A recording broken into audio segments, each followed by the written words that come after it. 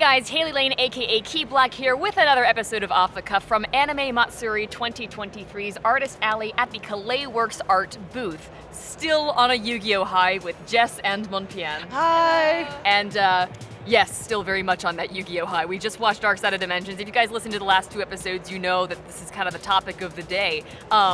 And this is, of course, also after the hyper-successful panel yesterday. Yes, so... oh my gosh. Everyone still loves Yu-Gi-Oh, man. And it doesn't die. And this actually kind of ties directly into what I want to talk about today, which is the animation quality of Dark Side of Dimensions.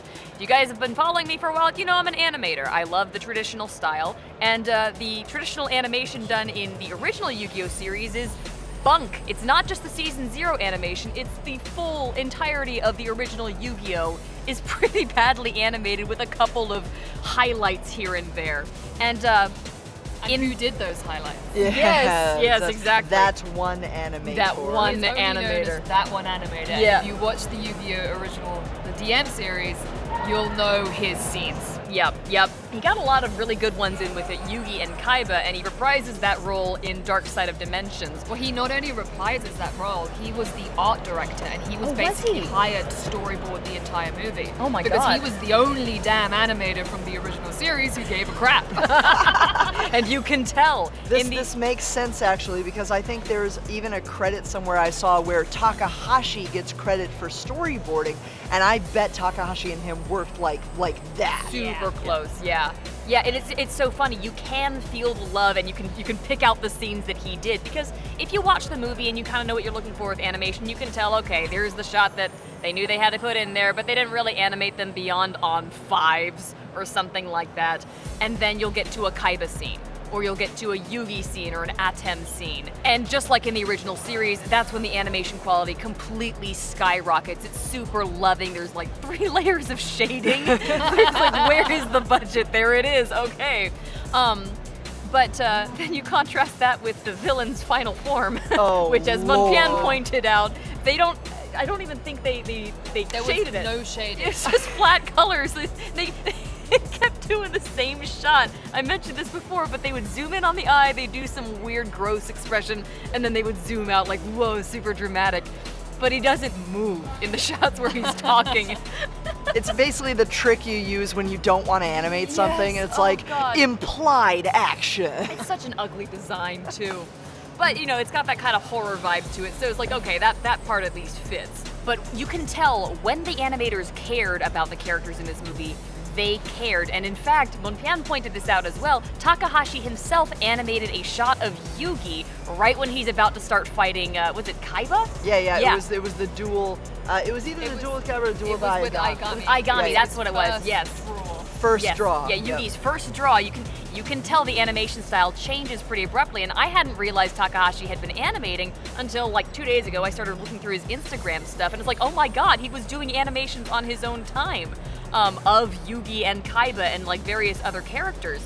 And it's so funny too, because opposite that shot, of course, is Aigami's first draw of that duel, and then you can tell that it was the animator who loves these characters and is like, oh, I'm animating opposite Takahashi. I'm gonna put all my love into this shot, and he does like 3 twirls as he draws. It's so good. Spin faster.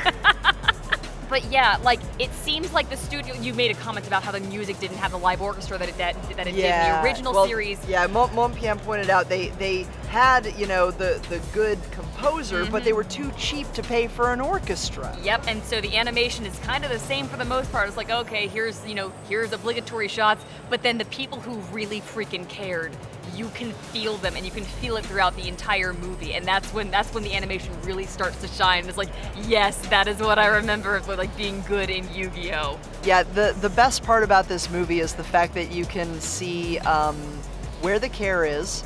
You can see that that one animator is pretty much doing whatever Takahashi wants him to emphasize, and Takahashi's going, you know what? There's 2 main characters here, and we want to highlight them in the way I am now drawing them, because if you look back to the early Animu and the early chapters, you know, he had a slightly different style. And of course, when I say Animu, it's like the style wasn't there at all. Yeah, the animation style would change from episode to episode.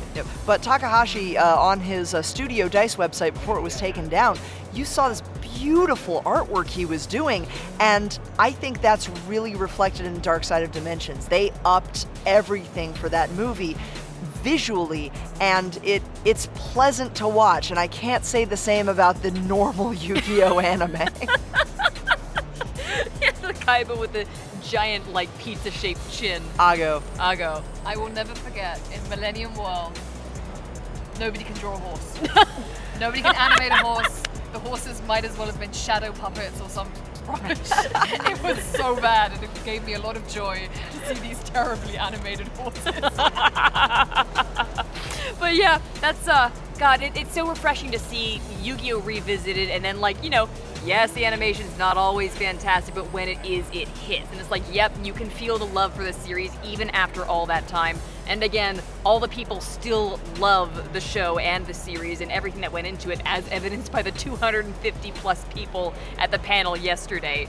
So I think that's going to kind of wrap up this episode. Thank you guys again so much for listening and for watching, and thank you Jess and Monpian again for joining. Woo! No worries. And see you guys in the next one.